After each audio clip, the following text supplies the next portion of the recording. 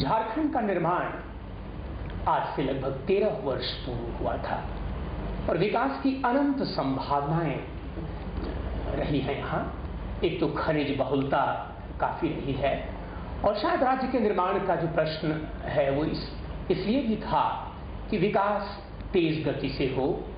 लेकिन भारत निर्माण जो 2005 में इसकी शुरुआत हुई थी उसमें इस साफ तौर पर था कि ग्रामीण क्षेत्रों में कैसे बुनियादी ढांचे का विकास हो ताकि जो गरीबी की रेखा से नीचे जीवन बसर करने वाले लोग हैं ये उनका विकास हो। विकास का सपना तब तक पूरा नहीं हो सकता है जब तक कि वास्तव में विकास का लाभ, योजनाओं का लाभ आम लोगों तक वो स्पष्ट रूप से नहीं पहुंचे। आज हमारा सौभाग्य है कि हमारे बीच झारखंड के मुख्य सचिव श्री आर.एस. शर्मा जी हैं। तो हम जानना चाहेंगे, विशेषकर केंद्र प्रायोजित योजना भारत निर्माण फेज 2 चल रहा है क्योंकि वर्ष 2005 से 9 तक फेज 1 चला, तो उसमें किस प्रकार से राज्य में क्या प्रगति है, क्या बाधाएं हैं और किस दिशा में हम आगे बढ़ रहे हैं। आपका बहुत बहुत स्वागत है शर्मा जी।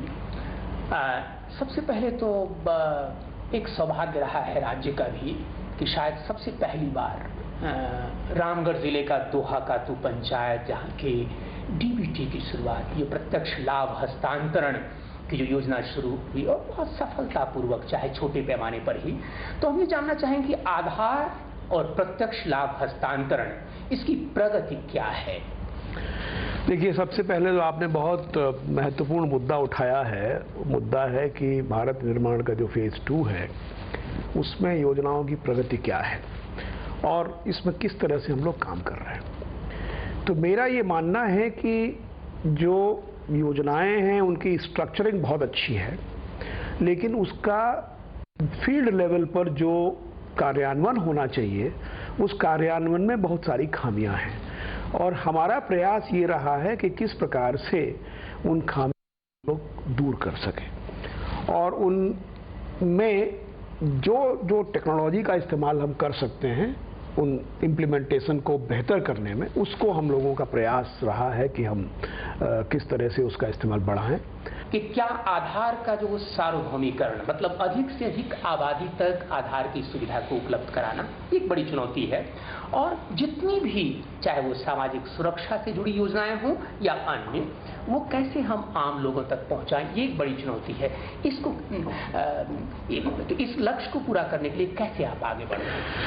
देखिए, भारत सरकार ने शुरुआत में 26 योजनाएं ऐसी आइडेंटिफाई की थी जिनमें कहा गया था कि हम लोग प्रत्यक्ष हस्तांतरण का काम करेंगे। बहुत सारी योजनाएं ऐसी थी जिनमें डेटा ही डिजिटाइज नहीं था, तो वैसी योजनाएं ड्रॉप कर दी गई। तो कुल मिला के, जैसा आपने सही कहा, 10-11 योजनाएं ऐसी हैं जिनमें हम लोग प्रत्यक्ष हस्तांतरण कर रहे हैं। इसके अलावा कुछ मेजर योजनाएं ऐसी थी जो कि उसमें इंक्लूडेड नहीं थी, जैसे कि नरेगा, ओल्ड एज पेंशन, तो ये इंक्लूडेड नहीं थी उसमें, उनको भी अब इसमें जोड़ दिया गया है।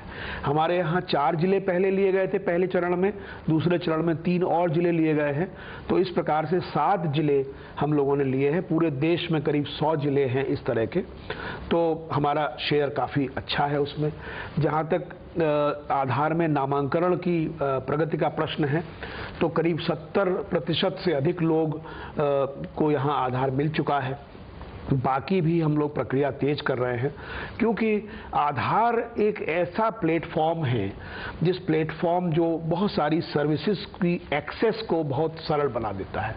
आधार के आधार पर आप बैंक अकाउंट खोल सकते हैं, आधार के आधार पर आप टेलीफोन कनेक्शन ले सकते हैं, पासपोर्ट ले सकते हैं, तो बहुत सारी सुविधाओं को एक्सेसिबल बनाता है। तो राज्य में हम ये जानते हैं कि जो आइडेंटिफिकेशन जो बीपीएल से नीचे का है, ये एक बड़ी चुनौती रहा है, उसमें बहुत सारी समस्याएं आई हैं। तो 2 स्तरों पर, एक तो पीडीएस सिस्टम को कैसे स्ट्रेंथन करने की क्या आपकी रणनीति है, और दूसरा कि जो फूड सिक्योरिटी की जो पूरी योजना सही तरीके से चल पाए उसके लिए लॉजिस्टिक्स की जो व्यवस्था है, तो उसके लिए क्या कुछ कर रहे हैं? नहीं, ये बहुत दूसरा प्रश्न महत्वपूर्ण आपने पूछा है। हमारे राज्य में करीब 62 लाख परिवार हैं और उसमें से करीब 25 लाख परिवार परिवारों को हम लोग बीपीएल के अंतर्गत अंत्योदय और बीपीएल दोनों में मदद करते हैं। और वर्तमान में जो हमारी व्यवस्था है उस व्यवस्था में कई सारी खामियां हैं। हम जो सामान जो जन वितरण प्रणाली की दुकानों तक पहुंचाने का जो काम है उस काम में बहुत अच्छा काम हम नहीं कर पा रहे हैं। नतीजा होता है कि लोग आते हैं और बताते हैं भाई राशन आया नहीं है, अभी लौट जाते हैं। कितनी बार कोई आदमी आएगा वहाँ पे? तो जो सप्लाई चेन मैनेजमेंट का जो प्रश्न है वो प्रश्न भी थोड़ा सा चैलेंजिंग प्रश्न है, उसमें बहुत सुधार की गुंजाइश है। दूसरा जो प्रश्न है वो ये है कि किस तरह से हम लोग वितरण सुनिश्चित कर सकें इसका। तो एक उदाहरण मैं देता हूँ। उदाहरण ये है कि मान लीजिए कोई एक बहुत अच्छी वाटर सप्लाई की योजना है, लेकिन उस वाटर सप्लाई की योजना में पाइप फटे हुए हैं, टूटे हुए हैं, तो पानी सारा लीक कर जाता है रास्ते में ही और घर तक नहीं पहुंच पाता। अगर उन पाइप की मरम्मती किए बिना उसमें और पानी घुसा दीजिए आप, फिर भी रिजल्ट वही रहेगा।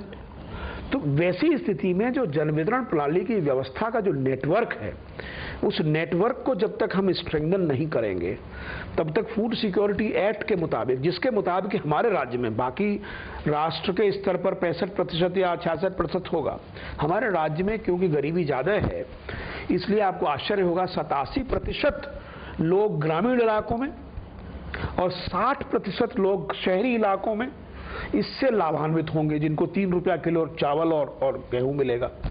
तो इतना बड़ा स्ट्रेंथन्ड चीज है। अभी वर्तमान में हम करीब 2,500 करोड़ रुपया सालाना खर्च करते हैं सब्सिडी पर। जब फूड सिक्योरिटी एक्ट आ जाएगा तो करीब ये राशि 5,000 रुपया सालाना हो जाएगी। तो हम जब तक इस नेटवर्क को व्यवस्थित नहीं करेंगे तब तक हम लोग इसमें ज्यादा पैसा फूंकने से कोई फायदा नहीं होगा। आपने छात्रवृत्ति की बात की थी।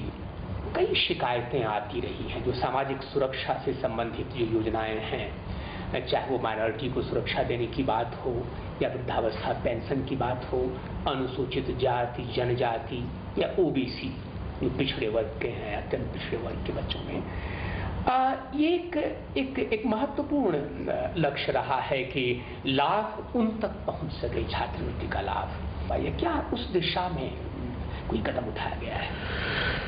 देखिए, जितने भी बेनिफिट के जो डिलीवरी सिस्टम्स हैं उनमें 2-3 चीजें बहुत महत्वपूर्ण हैं। पहली बात है डिजिटाइजेशन।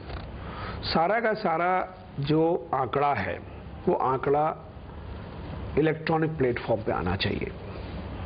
दूसरी चीज जो महत्वपूर्ण है वो है ट्रांसपेरेंसी। सारे लोगों को पता होना चाहिए कि कौन इससे लाभ पा रहा है, उससे पता चलेगा कि कौन लोग लाभ से वंचित हैं। तो ये ट्रांसपेरेंसी बहुत जरूरी है। तो जो हमारे प्रज्ञा केंद्र हैं उनके माध्यम से या जितने भी ऐसे माध्यम हैं उनके तरीके से लोगों को पता चले। तीसरी चीज ये है टाइमलीनेस, कि जो स्कॉलरशिप मिल रही है उसको बच्चे को स्कॉलरशिप मिल जाए सही टाइम पे। इसलिए हम लोगों ने जो इंट्रोड्यूस अब कर रहे हैं वो कर रहे हैं पोर्टेबिलिटी। इसका मतलब है आप हमेशा हैं, आप अपनी आइडेंटिटी प्रूव कर सकते हैं, आपका एंटाइटलमेंट इंटरनेट पे है, हमारे पास डेटाबेस में अवेलेबल है, आप कहीं जाके किसी राशन की दुकान से अपना एंटाइटलमेंट उठा लीजिए। पोर्टेबिलिटी प्रश्न कन्वीनियंस का नहीं है, मात्र पोर्टेबिलिटी एम्पावरमेंट का कंसेप्ट है। क्योंकि अगर आप कहिएगा कि आपको इसी दुकान सामान खरीदना है तो पावर दुकानदार के हाथ में है। अगर आप मुझसे कहिएगा कि आप किसी दुकान सामान खरीद लीजिए तो पावर कंज्यूमर के हाथ में है। हम इस पावर इक्वेशन को परिवर्तित करना चाहते हैं। तो ये जो सुधार हैं, ये जो रिफॉर्म्स हैं, इन रिफॉर्म्स का उद्देश्य यही है, empower the common man. Rural connectivity को कैसे हम स्ट्रेंथन करें, क्या उस दिशा में कोई नई रणनीति बनी है? देखिए, ये इस दृष्टिकोण से भी बहुत महत्वपूर्ण है कि झारखंड में सड़कों की जो डेंसिटी है उसका जो एवरेज है वो राष्ट्र से आधा है। अगर राष्ट्र में 200 किलोमीटर प्रति 100 वर्ग किलोमीटर सड़कें हैं तो हमारे यहाँ मात्र 100 है। ये अनुपात है और इसलिए ये बहुत ज़रूरी है कि हम अपनी कनेक्टिविटी इंफ्रास्ट्रक्चर का विकास करें। राज्य का निर्माण 6-7 दशकों के लगातार संघर्ष के बाद हो पाया था और लोगों की अपेक्षाएं बहुत बढ़ी हुई हैं। ऐसे में प्रशासन का जो दायित्व है वो काफी महत्वपूर्ण है। किस प्रकार से लोगों के सपने को साकार करने के लिए राज्य सरकार और राज्य प्रशासन वो लगा हुआ है, हमने बहुत सारी जानकारियां राज्य के मुख्य सचिव सर्वोच्च नौकरशाही में जो सबसे महत्वपूर्ण पद पर हैं श्री आर एस शर्मा ने बहुत महत्वपूर्ण जानकारियां दी। आपका बहुत बहुत धन्यवाद।